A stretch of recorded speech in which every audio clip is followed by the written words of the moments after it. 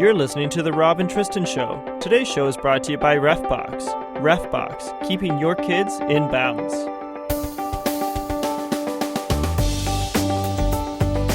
Hey, Rob here. Thanks for joining us. If you're first time listening, welcome. Today we're going to be talking about the dangers of phishing. And to be clear, that's phishing, P-H-I, not F-I-S. Yeah, Tristan. We were doing some research on phishing sites for the show to do the recording today. But before we go into that, you had said that you had found something online, an interesting story regarding somebody that was caught by a phishing scam. Yeah, it's a pretty sad story. It's Mrs. Vivian Gabb, who's a 59-year-old lady. She's a Pilates and tennis coach, and she's in the process of trying to buy a house. She didn't realize that she had accidentally clicked on one of these phishing emails and that her entire email account had been compromised.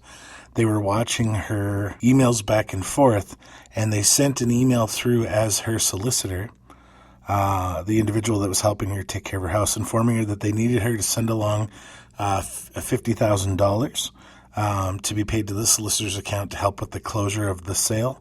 So she sent it along and then discovered that it had not gone to the solicitor. She had actually sent it directly to the scammers. A follow-up. And $50,000, eh? Yeah, $50,000. Yeah. So they'd actually been riding along on her email account, reading her emails until they saw their opportunity, and then found a way to quickly scam her for $50,000. So one of the other things mentioned in that article, which I thought was staggering, was there's the website GetSafe Online was stating that over 51% of the people in the UK alone have been a victim of an online crime related to these. So that's a huge stat, actually. I was pretty surprised by that number. Yeah, and phishing is it's a pretty intense threat, and it comes in a multitude of ways. But I guess just for the listeners that may not know what a phishing scam is, and essentially they're criminal organizations that are attempting to harvest your data. They're trying to get information from you. That's the phishing part of it. And then once they have the data, they will try to leverage that in some way to monetarily benefit. In this case, in your instance, someone was able to benefit by $50,000. So there's a huge driving force to try and get this, whether it's $100 or $50,000. You can do $100 times 1,000 victims or something like that in a day, and that's a good day's work, right? So. Good day's work is an understatement. Yeah, that's pretty crazy. And I think, I'm using the term criminal organization, but when we were talking about this off the air, you had some challenges to that term criminal organization. Yeah, some of them are bona fide criminal organizations, there's no question. But some of them are actually countries we may refer to as third world, who are actually setting these up as legitimate businesses. There's no laws against this, so they're relying on these to pretty much fund their countries. And it's very big business in a lot of them. So at least by their government's rules, they wouldn't refer to it as criminal, but it's certainly criminal here. Yeah. So I think by our definition we would use criminal, but certain governments, especially if it's a big driving force for their economy, they may look the other way on it or may not even have laws enforcing it in parts of the world. But as far as much of the developed world in North America, UK, the European Union, things like that, we would certainly consider them criminal. But that doesn't always mean that there's justice, if you will. There's not always courts or something that you can take these people to. So in preparation for the show, I reached out to Sergeant Cowan from the Waterloo Regional Police, and he had some things to talk about with phishing sites. And so I just want to quickly play what his definition of phishing sites are and some of the ways that you might get caught. Yeah, there's two types. There's phishing emails and there's phishing websites. And both are trying to harvest and extract information from the person online, whether trying to get them to give their username and passwords to deceive them by saying there's an urgent message that you need to supply because your account's been compromised. So that would be an example of a phishing email. Phishing site would be any number of ways where you log on to a site and then a pop-up would show up asking you for a username and password.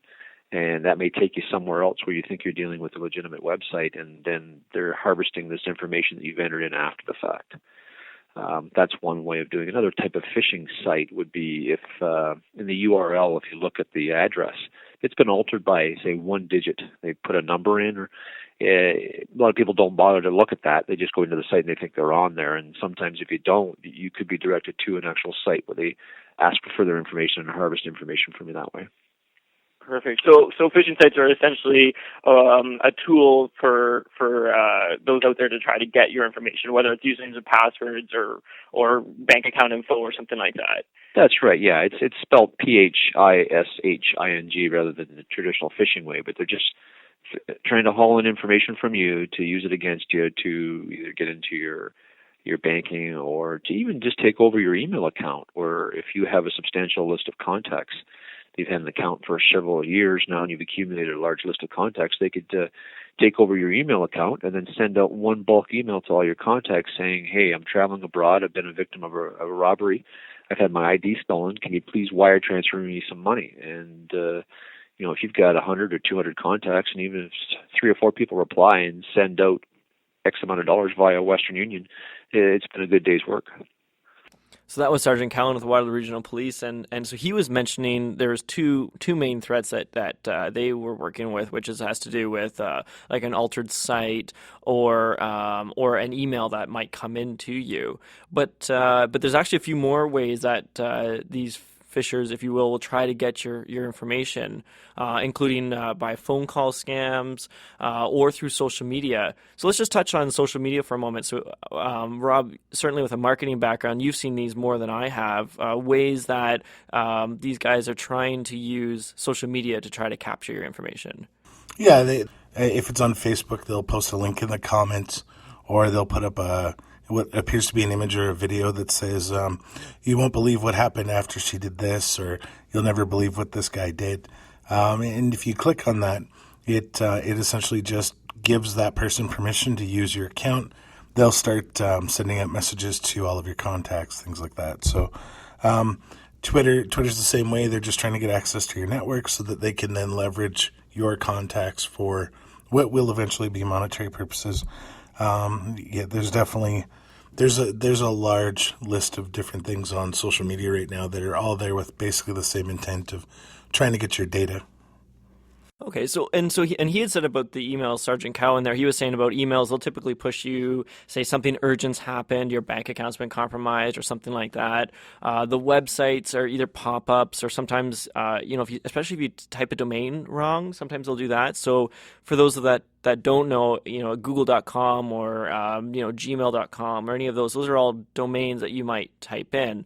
But if you type those wrong, typical typos, if you reverse the vowels or drop a letter or something like that, you might go to a site that looks very much like the site you wanted to go to and enter your username and password. But in fact, it's a phishing site. And so you want to double check those typos, because sometimes those can be a way that they can capture you as well. But let's just talk about phone calls for a second. You said as well, and I haven't experienced this as much, but the phone calls are a little bit more of a way of getting your information, that they've been doing it that way. Yeah, it's more of a long-term strategy. So they'll call and say they represent your bank or your hotel.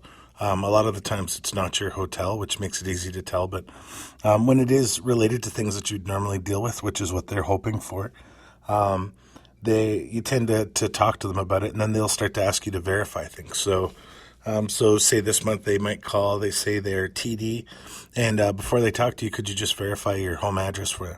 So you give them their home address because you're just like, it's just my address, no big deal.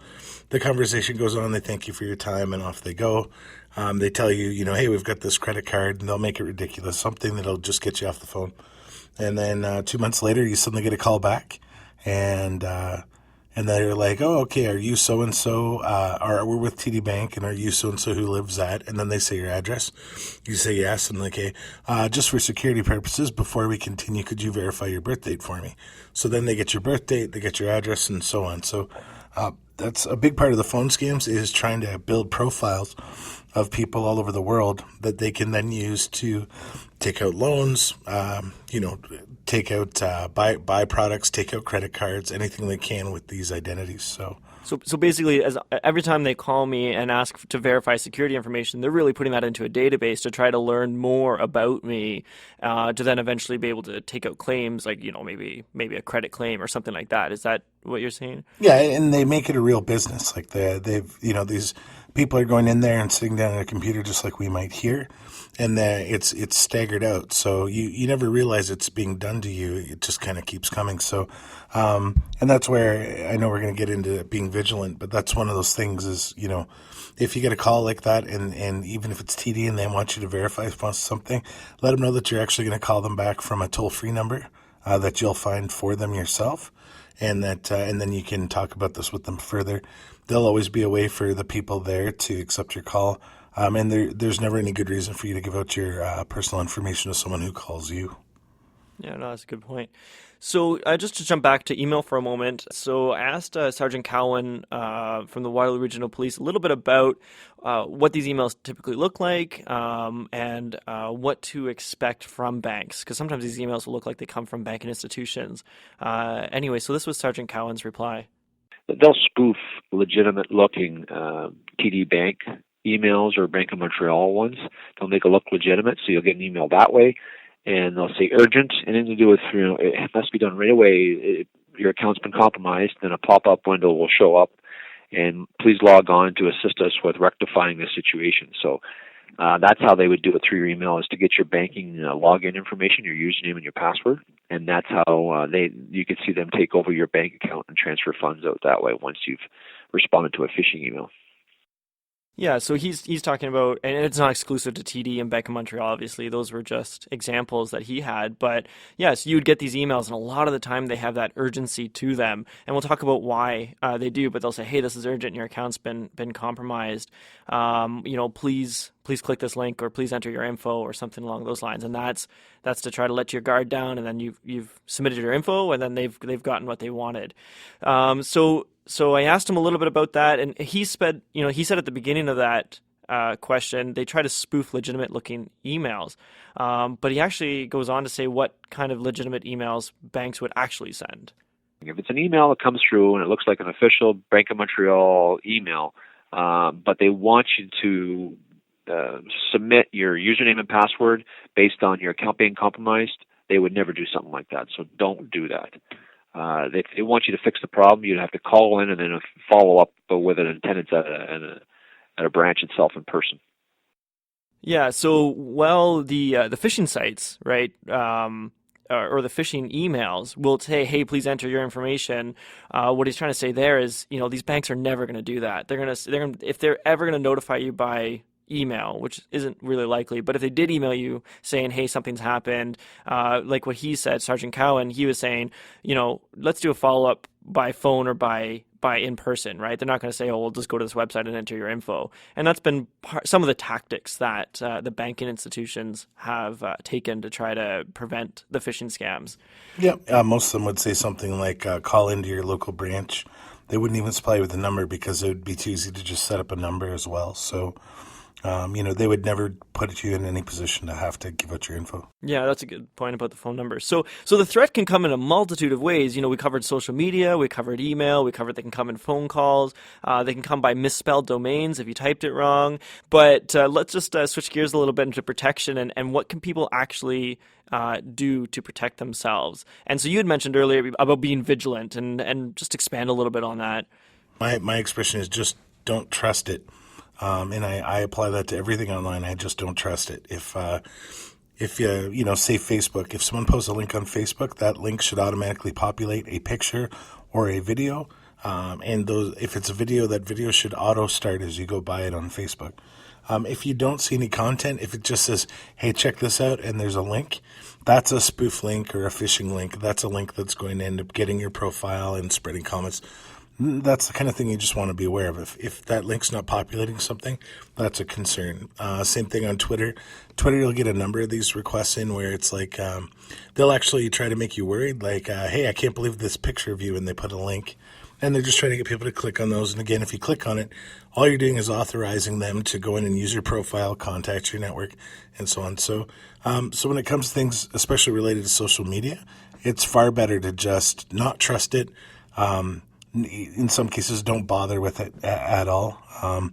If it's even if it's someone you know, it could be your mom, and a link still comes up that's not showing a picture or a video, definitely leave it alone. Yeah, and you were telling me earlier, and I wasn't as aware of this, and only did research on it after you had told me. But when you click these links, sometimes that's all you have to do. You don't even have to enter information. Just clicking the link alone can give them access to your account. Is that right? Did I understand that properly? That just clicking the link alone can be dangerous? Yep. By clicking the link, you're just giving them automatic authorization to all of your information. And with Facebook, whether we realize it or not, we give Facebook so much information about us that if you've got the right system, say that works like an API to just pull all your data down, they could get almost an entirely complete bio from you.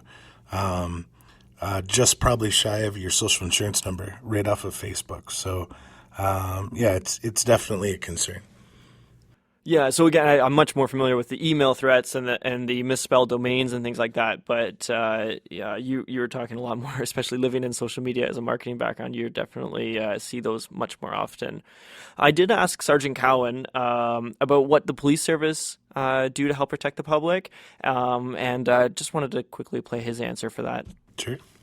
There's any number of things, but we try to educate the public as best we can through media releases, doing interviews like this on radio and TV.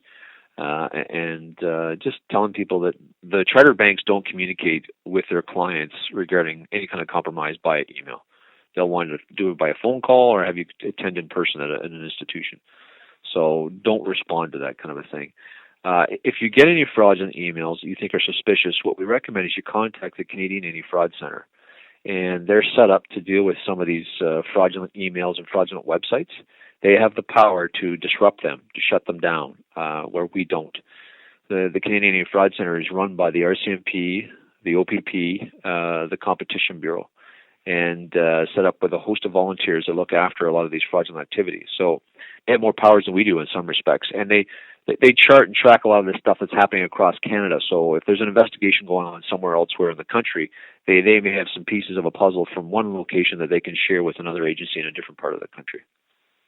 Great. So, I mean, first thing he says is they're trying to get the public to be aware of this. Going back to your being vigilant, just, letting people know that this threat is out there and to second guess some of the things that you're seeing on the internet. That's kind of first and foremost, and one of the tactics to try to compete against the threats that are coming in across a multitude of ways.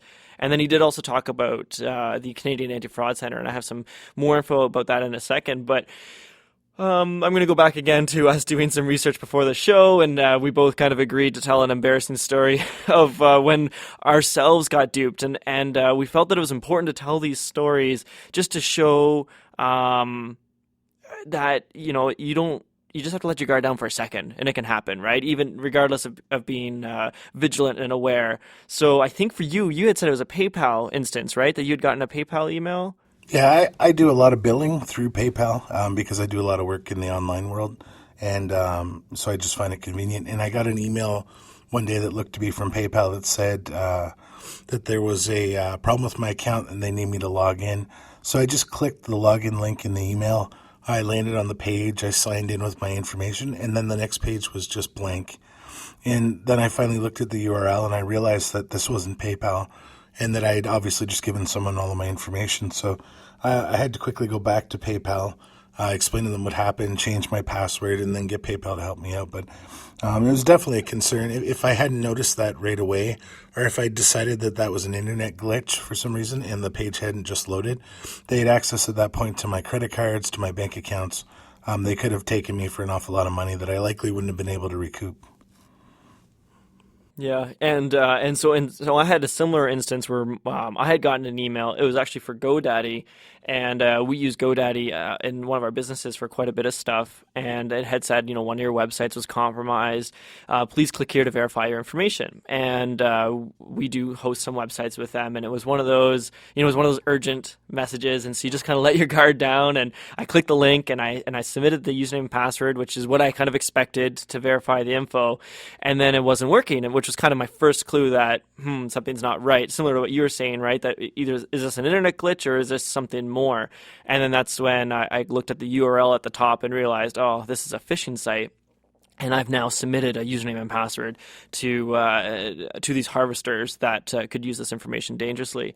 So we had to quickly respond to that, just like you did, and changed passwords and made sure that the account remained integral.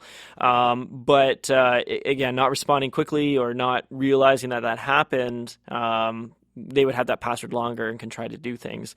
So, and we highlight these to just show, I mean, we're very tech savvy. We live on the internet every single day, both professionally and recreationally. And some of these they're crafted really well. They really do know how to dupe you at just the right moment and let you guard down and submit the data. So, just in case anybody's out there thinking, oh, well, I know everything there is to know about the internet, I'm safe. Still be vigilant, still second guess, because we've been caught ourselves. Yeah, 100%. Something else that's really important too is passwords. I think I remember telling you that while I was at Google there last year, we had looked at this study about passwords and found that still over 60% of the top password at 60% across the board was the word password. People were literally looking at the phrase insert password on the screen and typing in the word password, and they're still using it. So there's an awful wide audience of people who are still potentially easy victims for these phishers and for people who'd be looking to get in. So pretty important to have a real password. I think you know what I mean. Yeah, so you're saying the word password is actually is still being heavily utilized by the internet users as an actual password. Yeah. Yeah, that's pretty crazy. And that was only last year, you said. So, people have been out on the internet for some time talking about security and using secure passwords, and even the survey as recently as last year, you had said that the password is still being used as the number one password. Number one password, I guess. Yeah, and that comes back. I've got a bit of a pet peeve when people find out that things like this are happening, whether it's that there's a common password or that a link on social media is a scam. They'll often go out and find that out for themselves, and then they don't share. So I'm just going to throw that in here, that if you realize something is a scam, or you have information like don't make your password, please share that with your family and friends. It's important to get the word around. That's how we're going to eventually put a stop to things like this. Yeah, try to have a community of good advice out there. That's a good point. And so going back to your passwords comment, I guess number one tip when it comes to these phishing sites or any of the phishing scams is to be vigilant, right? And so second to that is to have some safeguards that if you happen to fall victim to one of these phishing scams, like both you and I have experiences of it happening, that you have other precautions in place. And so strong passwords is one of them. But I can already see some people out there saying, oh well, I've got a great 15-character password. Only I know it, or maybe my wife and I know it, and it's a strong password, and we use it for everything. Well, that's not perfect either, because using my example, or even yours, I suppose, with PayPal. They got the password. We submitted to them, the username and password to a secure site that we didn't want them to know. And you and I had reacted quickly to that situation and changed the password for that one site. But these guys know people will typically use the same password across different sites, right? So they might say, okay, well, they changed the password on PayPal, but did they change it on their TD Bank account? Did they change it on their Visa account? Did they change it on their Facebook account? If they didn't, then they're going to try the password there as well. Absolutely, yep. Yeah, so having different passwords for every single site is really important. Different complex passwords. And now I can hear everybody saying, well, how do you keep all that straight, right? So you had a story before. I had given you advice about this a couple of years ago about how you had access to a number of different sites and having to try to keep track of passwords. Yeah, I was really grateful for your advice. I had been trying to juggle probably 32 different passwords in my head for all these different sites, and it was getting frustrating because I had reached the point where I kept locking myself out of these websites because I couldn't remember which password was supposed to go into what. And so I'd mentioned that to you, and you'd said that a good way to work on it was to simply choose one word, one of my, in my case, obscure words that I like, and then put on a spreadsheet a column that had the numbers. Say if my login is for Facebook, then we'd be putting it in as it'd be my obscure word and then the numbers 1, 2, 3. So on the spreadsheet, I can put number 1, 2, 3 in one column, and then Facebook into the the other column, and now I know that my mystery word that isn't on the sheet, mixed with the numbers 123 that is on the sheet, is my login for Facebook. And that let me set it up so that I could literally have a password right down the or a new password for absolutely everything set up, and I could actually keep it on a sheet in the open without having to worry about anybody being able to take any action with it.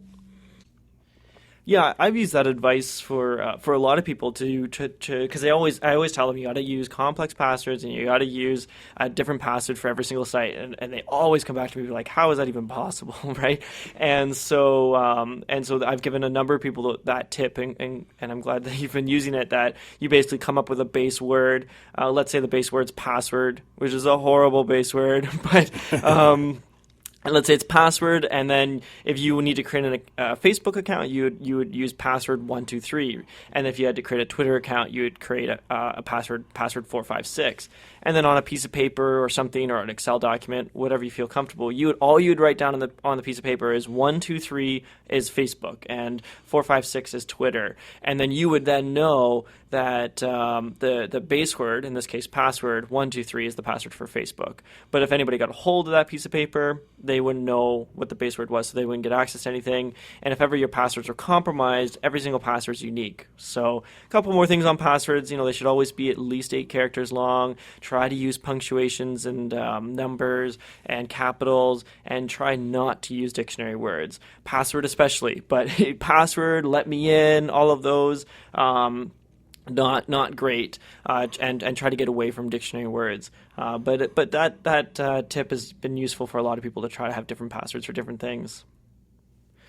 So we've talked a little bit about being vigilant, talked a little bit about having complex passwords. We're just starting to run out of time here, and I just want to quickly touch on technical tools because that's I think is really important for a couple of reasons. Because phishing, it really plays on, I'm going to say, some of our human weaknesses when it comes to trying to detect this, right? They use the company's logos, and they mimic the site to look very legitimate and stuff like that. And so it can be really easy to dupe an individual into thinking that this is a legitimate site. But it's much, much more difficult to trick computers into it. Computers know how to trust each other and how to talk to each other and who to verify our authorities and stuff.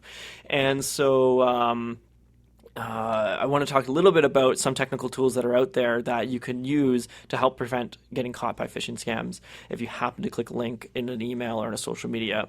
And one of the main phishing ones that you can, or one of the main technical tools you can get, is often different browsers will incorporate them. So if a browser ever pops up with a big red, hey, watch out for this, that's typically a good first step.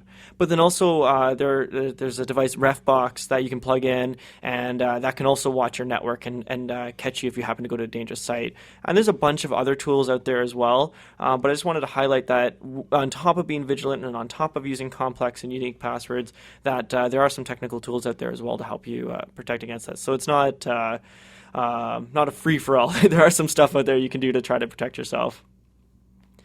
I did ask Sergeant Cowan to expand a little bit on the Canadian Anti-Fraud Center, and so he had mentioned that earlier, and I personally wasn't aware of it before having the interview with him.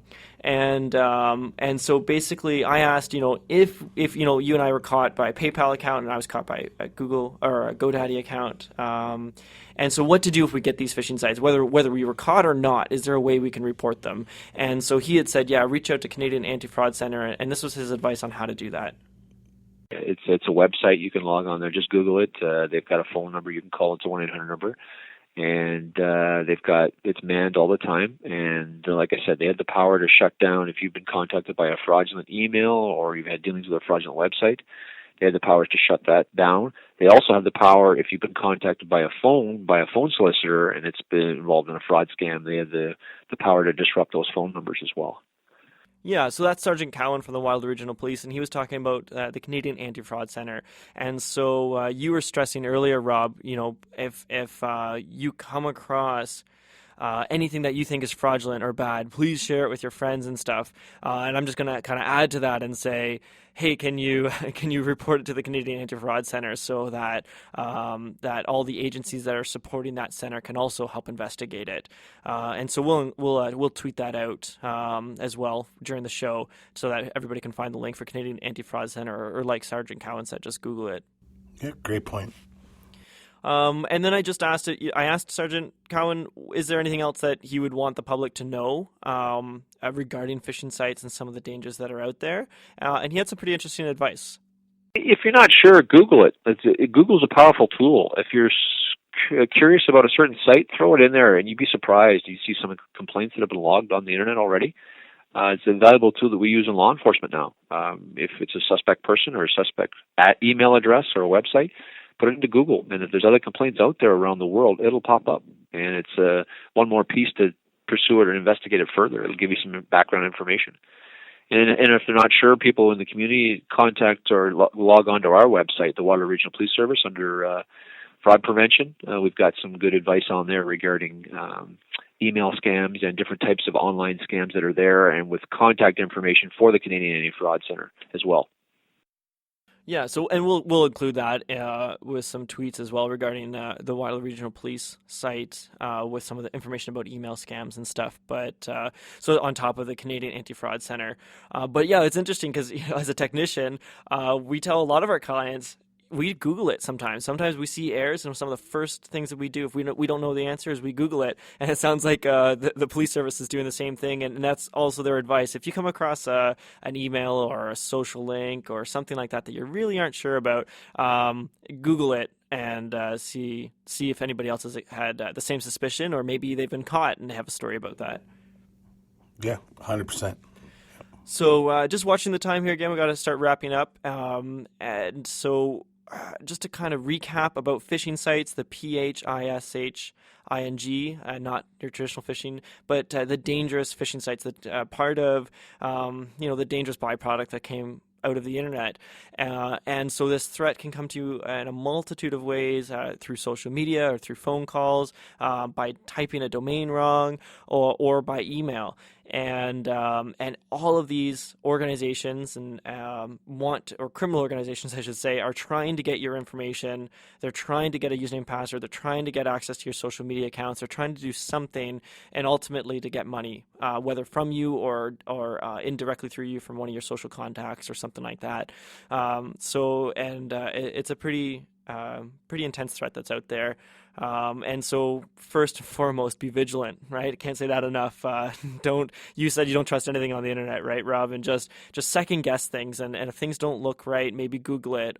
If you do think, or if you do find out that it's a fraudulent attempt, you can report it to the Canadian Anti-Fraud Center, and they might be able to take measures to try to protect other Canadians from that happening.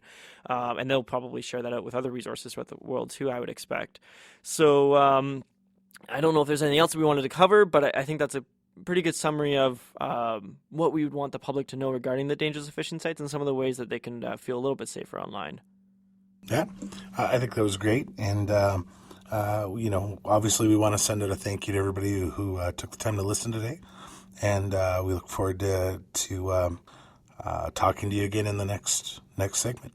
Yeah, for sure. And I want to say, again, a special thank you to Sergeant Cowan from Waterloo Regional Police for spending some time with us and helping to get the word out. So you're listening to the Tristan and Rob Show, and hope everybody has a good day.